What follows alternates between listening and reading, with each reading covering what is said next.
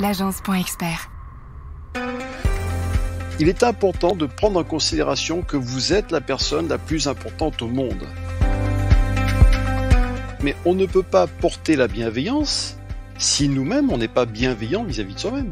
C'est du bon sens, hein ? Mais il faut être vigilant parce que cette énergie négative du stress vient à dose homéopathique et on ne se rend pas compte. Et puis ça nous endort petit à petit. Et on s'aperçoit qu'on n'a plus les mêmes réflexes, qu'on n'a plus la même imagination, la même créativité, la même souplesse, le même dynamisme ou rebond. Parce que le rebond est nécessaire. Seul on va plus vite, ensemble on va plus loin. Je suis Rudy Brovelli, passionné par l'entrepreneuriat et fondateur de l'agence.expert, une agence de communication spécialisée auprès des experts comptables. Avec le podcast Place à l'expert, j'ai le plaisir d'échanger tous les mois avec un expert dans son domaine d'activité. Un expert comptable, un notaire, un avocat, un assureur et bien plus encore. Mon objectif est de nous apporter un maximum de solutions et d'astuces pour faciliter et pour améliorer notre quotidien d'entrepreneur. Ensemble, grâce aux conseils de nos experts, faisons décoller notre business. Et tout de suite, place à l'expert. J'ai le plaisir d'accueillir sous ma scie François Michalon, expert en force mentale et du comportement. Il est le fondateur et dirigeant de Motivation Première, consultant en conseil et motivation de dirigeants depuis 2001 et il est conférencier AFCP et auteur du livre Burnout, le vrai du fou. Merci beaucoup d'avoir accepté mon invitation. Avec plaisir, merci de m'avoir invité. François, moi j'ai souhaité donc ta participation à Place à l'expert pour nous donner tes conseils sur comment un dirigeant peut se protéger de la pression de son entreprise. Alors, c'est vrai qu'il y a plusieurs raisons et les plus fréquentes en gros, hein, après il y en a plusieurs.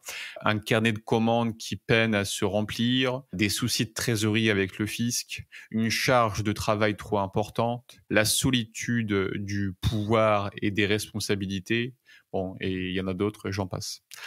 En effet, en préparant cet épisode, j'ai pu constater que 17% des chefs d'entreprise, ça représente un peu plus de 560 000 personnes, seraient en danger par l'épuisement professionnel. Quand j'entends épuisement professionnel, c'est aussi bien physique qu'émotionnel et mental. C'est vrai qu'on parle souvent de charge mentale, mais je pense qu'on va l'aborder ensemble. Cela peut conduire malheureusement à une rupture physique, maladie cardiovasculaire, cancer, paralysie, etc. Conduisant à une incapacité de travailler. Et c'est tout l'inverse qu'un dirigeant souhaite. Comme tu l'as compris, François, on a besoin de toi, on a besoin de ton aide et de tes conseils. Comment souhaites-tu aborder cet épisode ? Je dirais le plus simplement possible, le plus, je dirais, légèrement et joyeusement possible. Parce qu'on parle d'un sujet qui est sérieux, bien sûr, mais qui a tendance à être lourd, puisqu'on parle de charge mentale. Donc, mon état d'esprit est important par rapport à ça. Si j'arrive en disant, oh là, c'est dramatique, c'est ci, c'est ça, je vais tout plomber. Or, c'est simplement d'arriver sur ce sujet en prenant un peu de la hauteur, en disant, bon, voilà les faits. Effectivement, ça a été très bien dit. Aujourd'hui, cette fameuse pression au travail, d'ailleurs, on appelle ça pression au travail, mais c'est du stress en fait. Eh bien, ce sont près de 9 cadres sur 10 qui se sentent stressés. C'est en augmentation du fait de tous les événements qui se sont passés. C'est-à-dire que si on ramène ça sur 2 ans, on a pris le Covid, le confinement, on a pris les élections qui ne sont pas terminées, on a pris les événements de guerre et autres. Donc, c'est très, très lourd à supporter pour bon nombre de gens. Donc, il est nécessaire d'aborder cela d'une manière le plus simple possible. Et un des conseils que je donne très souvent, c'est aller toujours à la simplicité pour retrouver du bon sens.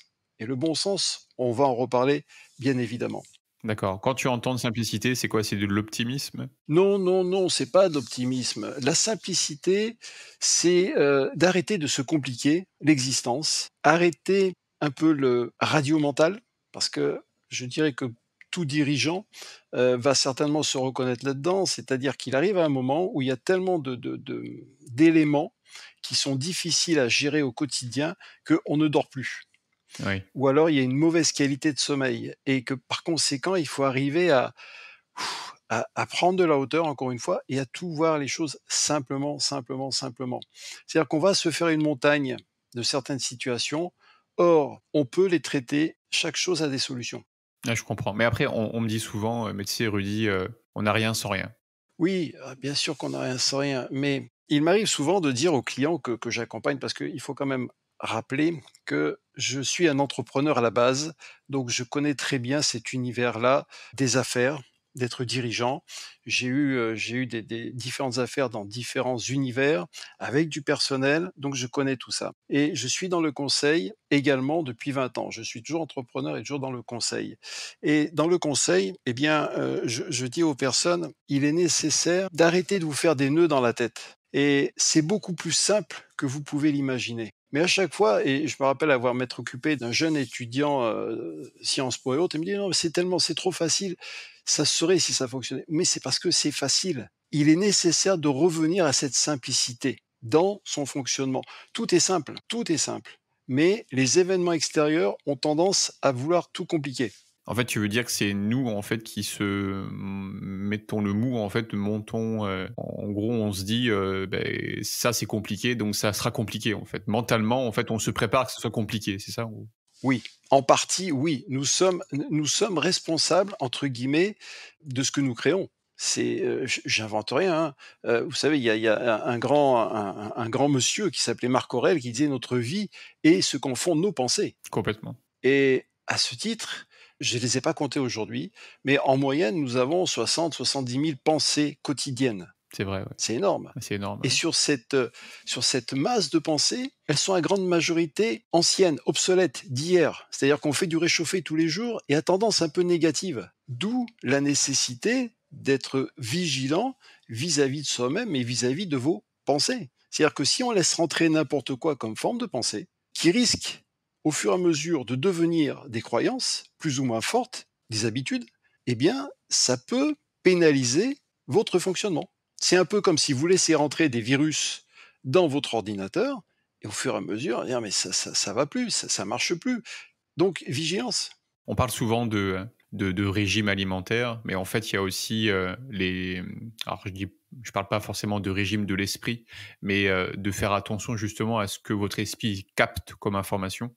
Pas parce que justement si, on a des informations qui rentrent, même qu'elles soient secondaires ou autres, comme la radio, la télé ou autre, ça peut vous saboter, je pense et ça peut donner après derrière, en fait, des certaines angoisses, un certain stress, Absolument, moi c'est ce que j'appelle l'infobésité et je conseille moi j'ai des clients qui à certains moments au plus fort de la crise sanitaire m'appelaient, ils étaient complètement en panique par rapport aux annonces qui étaient faites quotidiennement du gouvernement, de nos politiques économiques. C'était une catastrophe. D'où la nécessité je dirais de débrancher. Prenez du recul, Alors, prenez de la ça hauteur. c'est très intéressant, ouais et donc c'est quoi tes conseils? C'est quoi ta recommandation? Est-ce que tu as une méthode? Qu'est-ce que tu peux nous donner par rapport à cela? Oui, mais déjà, la recommandation, c'est du bon sens. Arrêtez d'être branché non-stop sur tous les médias. C'est bien d'être informé, mais à quel intérêt de vous réveiller le matin avec, je sais pas, BFM ou ra enfin une information? Quel intérêt le soir de vous dormir avec ça? Vous allez polluer votre environnement. C'est ça qui est très important. Donc si déjà vous prenez de la distance avec ça, dire: «Bon OK, je sais ce qui se passe dans le monde, de toute façon quelque part, rien ne change vraiment si on regarde si on lit ça sur des années, c'est à peu près toujours pareil et puis ça ne va C'est pas vrai. forcément changer ma vie». Il est important de prendre en considération que vous êtes la personne la plus importante au monde. Par ce fait-là, eh bien, charité bien ordonnée commence par soi-même. Il est nécessaire d'être soi-même en bonne santé, en bonne forme. Et je vous rappelle que la santé par rapport à l'OMS, c'est d'être également en bonne forme, en bonne santé mentale, émotionnelle et physique. De ce fait, vous devez être vigilant. Et quand on parle dans les entreprises, vous qui nous écoutez, de la bienveillance, puisque j'interviens sur la bienveillance, je fais des conférences, je donne des conférences sur la bienveillance. La bienveillance, on parle du management bienveillant. Très bien, mais la bienveillance, elle commence par soi-même. C'est prendre soin de soi et des autres. Mais on ne peut pas porter la bienveillance si nous-mêmes, on n'est pas bienveillant vis-à-vis de soi-même. C'est du bon sens, hein. Et comment est-ce que justement, parce que c'est toujours plus facile en fait de donner des conseils aux autres, d'être bienveillant, mais c'est souvent les cordonniers les plus mauvais chaussés. Comment est-ce que soi-même en fait on peut se... Alors je pense qu'il y a quand même beaucoup d'autodiscipline dans tout ça. Oui, il y a effectivement de l'autodiscipline. Comme encore une fois, vous êtes peut-être discipliné avec votre téléphone, votre ordinateur. Je m'explique. Quand, on se sert de son téléphone, il arrive un moment où la mémoire nous dit: «Ah, on n'a plus de capacité de stockage». Il est nécessaire donc de faire du tri et de mettre soit sur le cloud, soit de débarrasser. Eh bien, l'être humain est exactement la même chose. Moi, dans tous les programmes que je fais d'accompagnement avec les dirigeants, je leur parle de légèreté. La légèreté, c'est nécessaire pour s'alléger, retirer tout ce qui sert à rien. Parce que on est tous pareils. On collectionne un tas d'informations à l'intérieur de soi que l'on oublie. Certains, ce sont des gros dossiers qui vous pèsent, qui ont été utiles à un moment, mais qui ne sont plus utiles au jour d'aujourd'hui, au contraire, qui vous pénalisent. Comme l'ordinateur, comme le téléphone. Donc par conséquent, c'est-à-dire, bon, ok, ça me sert à rien, je lâche, je m'en sépare. Et je passe à autre chose, c'est-à-dire que je permets à de nouvelles opportunités, de nouvelles ouvertures d'arriver. Sinon, c'est ce qu'on appelle la charge mentale. Trop de choses, trop de programmes sont ouverts en même temps sur l'ordinateur qui ne sont pas terminés, et ce qui fait qu'à un moment, ça bug. Et comment on fait justement pour lâcher? Parce que comment on fait pour éduquer le cerveau à dire, «C'est bon, stop, ça c'est fini, passons à autre chose»? Alors, il y a plusieurs possibilités. La première, déjà, c'est de trier. Comme on trie son placard, comme on trie son ordinateur, c'est-à-dire: «Bon, est-ce que ça me sert, ça me sert pas?» Ça, je dirais, c'est une hygiène de vie. Exactement comme on va se laver les dents, prendre sa douche et cetera, ça fait partie de soi. Eh bien, c'est simplement de se dire: «Est-ce que ça me sert ou ça me sert pas?» C'est du bon sens. Un peu si on revenait sur un plan, comptable, quand on fait un bilan en fin d'année, bah, qu'est-ce qui est bon, qu'est-ce qui est pas bon? Donc on prend des décisions et on supprime. On arrête de croire également à toutes nos croyances. On a en soi tout un tas d'habitudes, de schémas neuronaux qui fait qu'on fait les mêmes choses. Faites attention à vos habitudes. Il y a des bonnes habitudes, il y a des habitudes qui vous desservent. Et comme ces habitudes sont très fortes, elles n'ont pas envie de vous quitter. Amusez-vous à trouver de nouvelles habitudes? Ça c'est compliqué apparemment, je pense, le changement des Non, non, habitudes, non, non, non? non, non, non, le mot est très juste, merci, parce que j'ai dit un mot et vous en avez dit un autre. J'ai dit: «Amusez-vous» et vous avez dit: «C'est compliqué». Ouais, Donc en disant: «C'est compliqué», vous créez une ça sera réalité. compliqué. Or, je dis bien: «Amusez-vous». Dans tous les programmes que je fais, je ne parle pas de travail, ce sont des exercices, des expériences et on s'amuse. Et le dirigeant aujourd'hui, le manager a perdu justement de cette capacité à s'amuser, à jouer. C'est un état d'esprit. Quand je dis expert en force mentale et en comportement, c'est une question d'état d'esprit et c'est votre état d'esprit qui fera la différence. C'est en fait ça, on va beaucoup plus loin en arrière. L'école, à mon avis, forme justement un peu malheureusement en fait à cet état d'esprit, de Ou travail. des formes. Ouais, ou des formes, ouais. Et que c'est vrai que, dans les pays anglo-saxons, je fais souvent ce comparatif, en fait, avec le mot travail, qui signifie, dur labeur, obligé de torture, que dans les pays anglo-saxons, bah, travail, work, c'est créativité. Et donc C'est ça. automatiquement, on n'a plus du tout la même vision, en fait, de travailler. C'est vrai que moi, le premier, quand je dis à mes enfants ou à n'importe qui: «Alors le travail, ça avance», Mmh. bah, c'est pas très positif. Et non. Mais quelque part, intéressant ce que vous dites, parce qu'on est responsable vis-à-vis de nos enfants aussi. Moi, quand je déposais le mien, enfin maintenant il est plus grand, mais je l'emmenais en cours, je disais: «Bon, amuse-toi bien». Et oui, Je c'est disais pas: ça. «Travaille bien». Pareil, ouais. Ouais, ouais. Je dis: «Amuse-toi Et bien et c'est et apprends c'est bien». important, Mmh, ouais, ouais, oui, je pense que la répétition des mots et c'est vrai que bien ça, sûr. tu as entièrement raison, c'est, les mots ont, un sens et ont une force. Allons plus loin, les mots ont une force, les mots ont un pouvoir, parce que par un mot, je peux, comme tout à chacun, je peux monter ou descendre quelqu'un. Et c'est ce qui se passe d'ailleurs dans les sociétés. Dans les sociétés aujourd'hui, il y a un manque de reconnaissance, il y a un manque de sens, il y a une dévalorisation des personnes, il y a un manque de considération. On oublie, je ne vais pas dire de partout, mais on oublie un sourire, on oublie un merci, on oublie d'être reconnaissant. Et pourtant, tout ça, c'est accessible à tous, c'est simple, ça coûte rien. Mais ça, on l'a oublié. Pourquoi on l'a oublié? Parce que tout le monde est chargé, parce que tout le monde est pris dans dans ses incompréhensions, dans sa difficulté du quotidien et oublie de jouer, oublie de s'amuser, oublie de regarder l'autre, oublie cette bienveillance vis-à-vis de soi et vis-à-vis des autres. Et c'est capital, c'est capital. Et à partir de là, évidemment qu'au sein des entreprises, il y a plein de choses à revoir et qui sont en train d'ailleurs d'être revues en termes de qualité de vie et de conditions au travail. Mais c'est sûr que l'organisation au travail a été complètement modifiée durant ces 2 années. Donc il y a le télétravail, il y a l'hybride, les relations de travail entre les uns et les autres. Enfin, la conciliation même entre vie privée et vie professionnelle, puisqu'on est en télétravail, tout change. Donc il est nécessaire d'être suffisamment agile, souple, pour s'adapter à toutes les conditions. Mais ceux qui n'ont pas cette capacité-là, ça va être très compliqué pour eux. Parce que quoi, ils vont subir, c'est ça? Bah, ils vont subir ou ils vont casser. C'est-à-dire qu'à un moment donné, si on surfe pas sur la vague, moi je le dis toujours, je dis à mes clients, voilà, je ne vais pas vous retirer vos problèmes, je ne vais pas vous retirer tout ça. Par contre, mon objectif, c'est de vous aider à ne plus prendre la charge négative de vos problèmes, ce que vous appelez vos problèmes. Moi, j'appelle ça des expériences. Et ça va vous permettre de surfer sur la vague. Si vous surfez sur la vague, vous êtes tranquille. Si vous ne surfez pas, vous coulez. Et quand vous êtes dans l'eau et vous coulez, eh ben vous êtes au fond. Donc ça fait des dégâts. Or, il est nécessaire, c'est possible. Si je vous parle comme ça, c'est que c'est possible. Moi, je sors des clients de situations de changement mental ou de burn-out, puisque je rappelle que j'ai coécrit un livre avec 2 médecins sur le sujet. Donc, on peut sortir, on peut éviter de rentrer sur ce chemin-là, et quand bien même on y est, on peut en sortir. Mais l'objectif aussi, c'est d'avoir une vie plus équilibrée, plus harmonieuse, plus joyeuse, d'avoir une vie personnelle aussi qui a du sens. Parce que je dirais, cette crise sanitaire a mis en avant que d'un seul coup, il fallait qu'on retrouve du sens.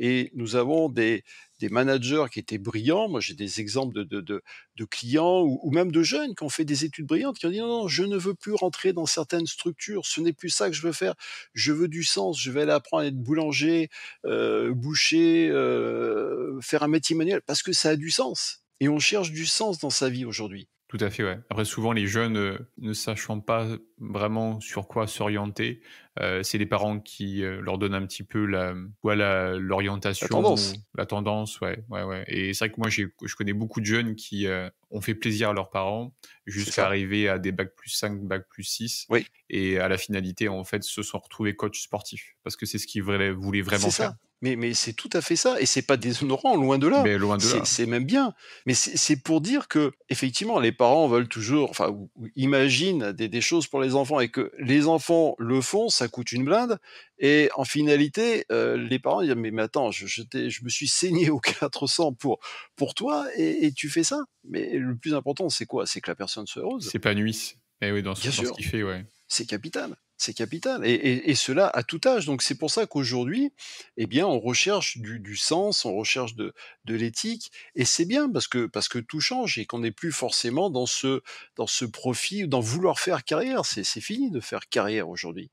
C'est quoi? C'est vivre une expérience. Beh, ils ont envie de vivre une expérience, et puis aujourd'hui, les jeunes n'ont plus le même rapport au travail justement que, s les parents ou que d'autres générations. Donc tout change, et qu'il est nécessaire d'aller dans ce changement-là, parce que sinon, c'est pesant. C'est vrai que la génération Z, sont plus dans quoi je peux me rendre utile pour le monde, Oui, oui, que la génération Y, c'était plutôt, quel est le pourquoi? Pourquoi est-ce que oui, je fais c'est ça? ça. Et c'est vrai qu'il y a une opposition, ouais. Souvent on dit que les générations, s'opposent entre elles. Et après j'ai, l'un des précédents épisodes avec Thierry dans la partie recrutement, appris que les moins de 30 ans seraient, d'ici là, 2023-2024, la moitié à vouloir créer leur propre entreprise. Peut-être une notion de liberté, une notion d'envie de faire ce qu'ils ont envie de faire. C'est comme tu dis, il y a vraiment un changement radical au niveau de la notion de travail. Oui, puis, c'est fini le temps où, à l'époque, on rentrait dans une entreprise et on faisait sa carrière, on en sortait à la retraite. C'est fini ce temps-là, et je dirais qu'à l'époque, le patron de l'entreprise avait remplacé les parents. Aujourd'hui, on a envie de voler ses propres ailes, de réaliser sa vie et de se réaliser également. Et tu penses qu'en faisant ça, on va avoir des gens, des êtres humains plus, épanouis, plus intéressés, plus intéressants, en plein potentiel de où ils doivent être, où ils sont actuellement? Oui, je pense et il est nécessaire de laisser cette ouverture-là et non pas de dire: «Non, c'est pas bien, tu dois pas faire ci, tu dois pas faire ça». Ce qu'auraient tendance à faire, je dirais, les parents, puisque les parents, on a des enfants, à dire: «Bah, écoute, moi, par expérience, il faut que tu fasses ça et ça». Mais on ne peut plus. On peut donner, si, bien sûr, je dirais, l'éducation. On peut donner des règles de savoir-vivre, de respect. Mais comment aller expliquer à des gamins qui ont grandi, avec, Facebook et avec les réseaux, comment leur expliquer la vie alors qu'eux, ils la voient à travers tout ça? Mais c'est ça qui est intéressant. Ce qui est intéressant aussi, à mon sens, c'est d'arriver à conjuguer cela, mais pas à leur obliger, pas à les forcer à dire: «Écoute, c'est bien ce que tu fais, voilà, on peut t'amener ça, on peut t'amener ça» et puis après il faut que chacun fasse son chemin, bien sûr. Est-ce que tu as une routine matinale? Une routine matinale, bah, c'est déjà lorsque je me réveille, c'est tout simple, c'est que je regarde tout fonctionne et je dis: «Bah, merci, merci la vie, merci mon Dieu, tout va bien». Je dirais c'est une sorte de remerciement à la vie, c'est de rendre grâce que tout va bien. Ça paraît simple, mais pour moi c'est capital. Là, comme je disais tout à l'heure, c'est pas de sauter sur les réseaux sociaux ou quoi que ce soit. Non, non, tout va bien. On a la chance, on a la chance d'être en vie, d'être en bonne santé, pour la plupart, d'être dans un pays où ça va, même si c'est un peu rock'n'roll, c'est déjà énorme. C'est-à-dire de prendre conscience de soi, de prendre conscience de ce que l'on est et de la valeur que ce que ça représente.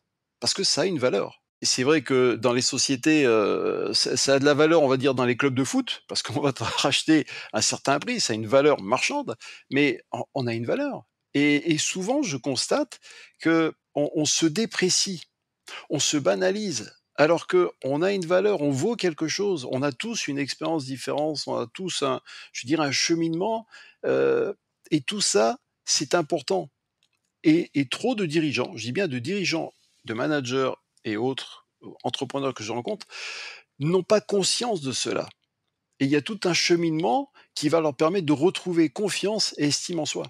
C'est ça, est ce que j'allais dire, ouais, c'est la confiance en soi et comment ça se travaille ça, la confiance en soi? Mais je dirais, c'est facile.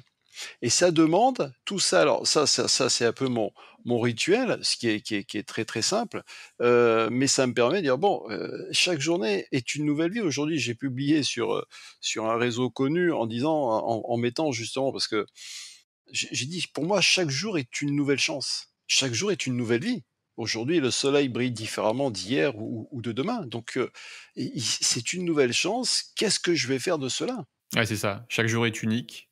Je comprends ce que tu veux dire et franchement, je le partage et c'est aussi un petit peu mon mindset, mon état d'esprit.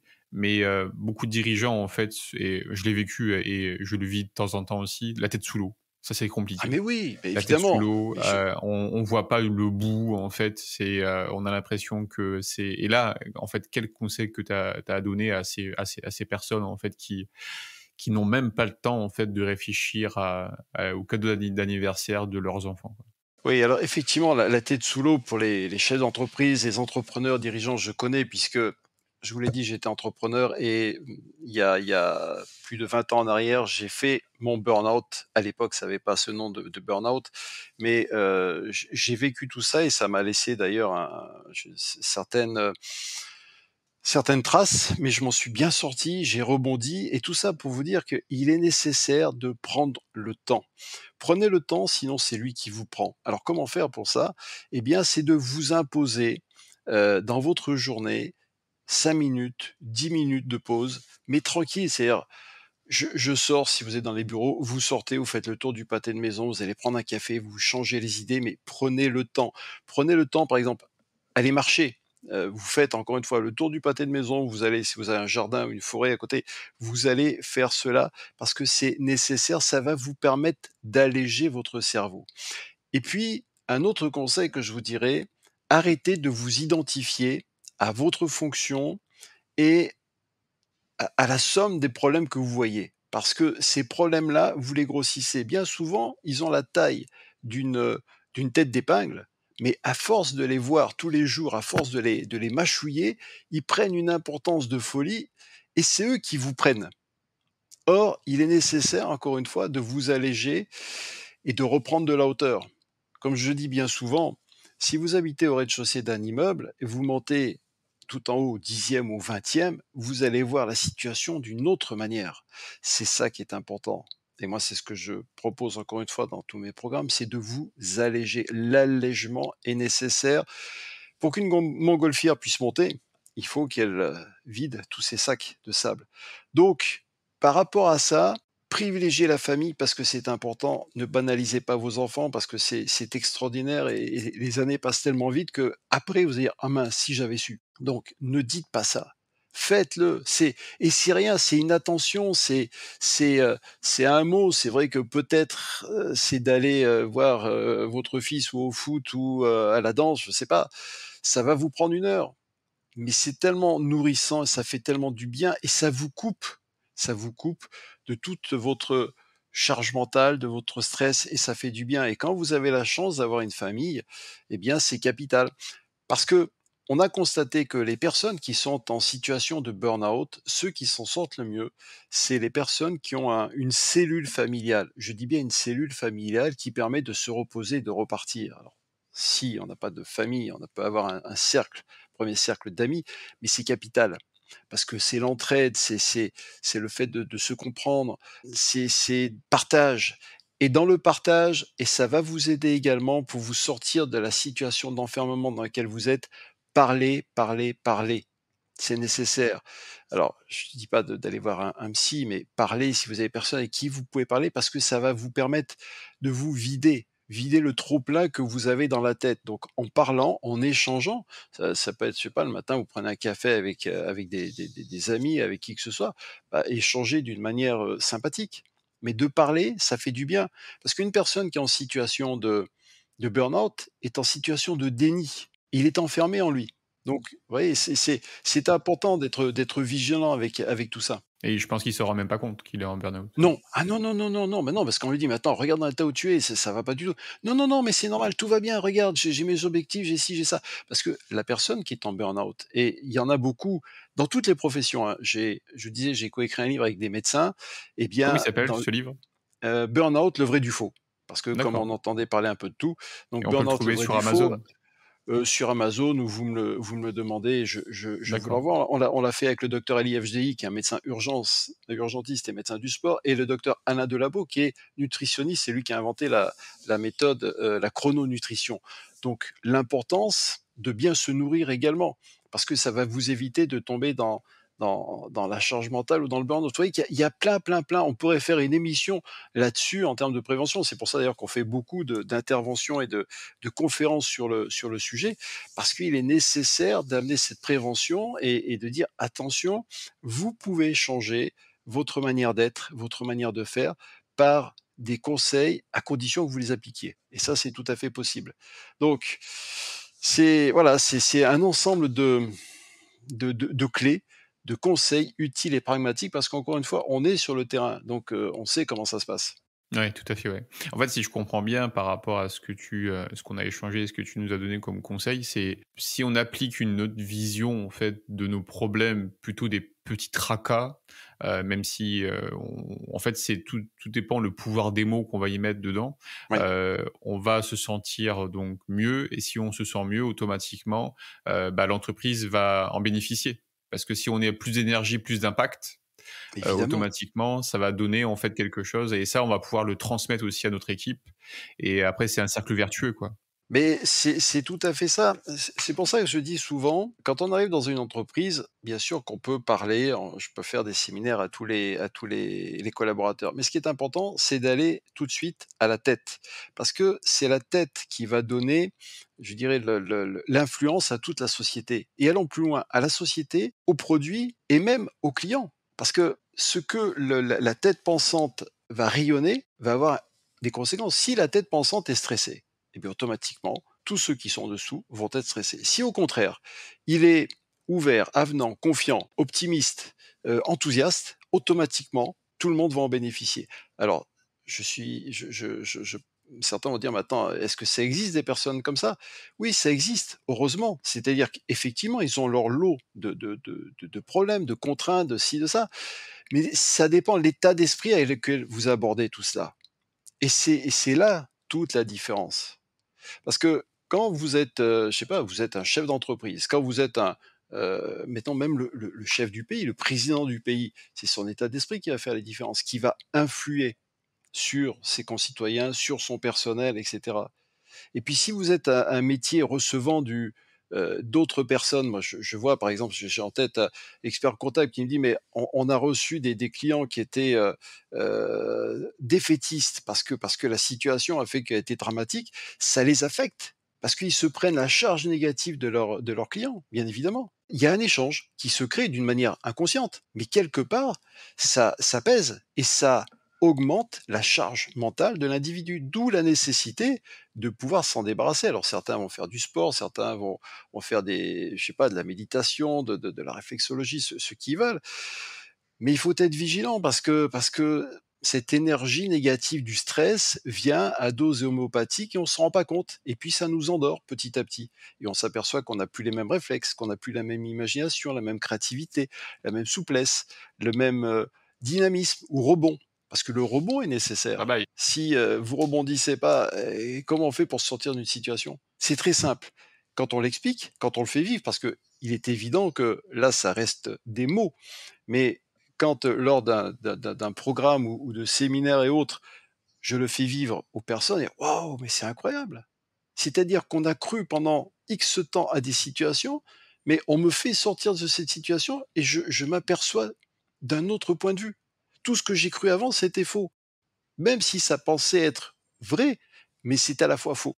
Et à partir de là, ça donne un autre enthousiasme, un autre dynamisme et on se dit: «Mais tout est possible». C'est ça qui est génial, quoi. Ah ouais, ouais, en fait, c'est simple, en fait.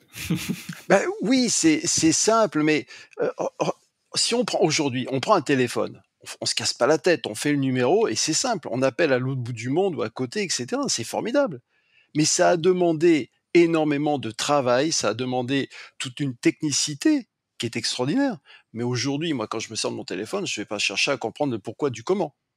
Eh bien, moi, c'est ce que je dis avec mes clients. Voilà, c'est simple. Il y a un de mes co-auteurs, le docteur Alain Delabo, pour ne pas le citer parce que souvent il en parle, je l'ai sorti de son burn-out. C'est un monsieur, un professionnel qui a 80 ans, qui continue à consulter, qui est extraordinaire et j'ai sorti de son burn-out il y a quelques années en arrière. Et ce qu'il disait avec François, ce qui est formidable, c'est on ne fait rien et tout se fait. Parce qu'il y a une méthodologie derrière qui est très simple, tout ce que je vous explique. Mais c'est parce qu'il y a des années d'application, d'entraînement qui fait que on a le résultat. Comme tout à chacun des professionnels, hein. Complètement, ouais. Et c'est là où Voilà, on a l'expertise métier, ouais. c'est ça. Et on parle le mieux de ce que l'on a vécu. Donc, moi, quand je parle de burn-out, quand je parle de charge mentale, quand je parle de ça, Ouais, tu je sais de quoi tu connais, parles. je sais de quoi je parle, je connais les problèmes des fois de fin de mois avec les banquiers, les fournisseurs, le personnel, tout ça je connais. C'est pour ça que ne vous identifiez pas à tout ça, ne vous identifiez pas. Amusez-vous plus, ça va vous aider à surmonter. Après, chacun a son petit truc pour l'aider. Il y en a qui vont courir, il y en a qui vont nager, il y en a qui vont partir en week-end, promener un chien. Chacun va trouver son truc, mais il est nécessaire de trouver ce qui convient, mais surtout que ça soit durable et de vous permettre d'avoir une meilleure qualité de vie, une meilleure harmonie et équilibre de vie professionnelle, familiale, parce que c'est capital. Ouais, ouais. Nous, on faisait des réunions en marchant Oui, ah ben et c'est vrai que c'est très, très moi, alors, positif. c'est il faut savoir que quand je fais, en présentiel, j'accompagne mes clients, moi je ne les reçois pas en bureau. On va en extérieur. Quand je suis à Paris, j'ai des lieux bien spécifiques et on passe 1 heure ensemble en marchant et je leur explique, et je «les débloque» entre guillemets en marchant et c'est absolument fabuleux. Donc moi, je procède comme ça et quand je m'occupe de clients par téléphone, parce qu'aujourd'hui, je fais beaucoup par téléphone, je me mets dans les mêmes situations et je leur dis: «Voilà, je suis à tel endroit». Des fois, je leur envoie les photos, je dis: «Voilà, je suis à tel endroit et on va marcher ensemble». Parce que le fait il se passe quelque chose, plus la mise en application d'une certaine méthodologie, pouf, oui, ça les libère. C'est Débloquer, c'est pas libère. très joli. Ça les libère, ça les allège, mais c'est incroyable. C'est ça.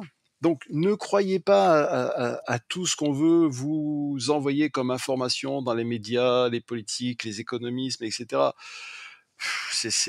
Gardez le bon sens, gardez la simplicité, c'est capital et amusez-vous. C'est ça, amusez-vous et gardez votre objectif à vous, parce que je Oui. pense que vous pouvez pas impacter sur un feu de forêt en Australie, quoi. Non, non, Malheureusement, non, quoi. non, non, parce que, on est bien d'accord quand on dit: «Tout est possible».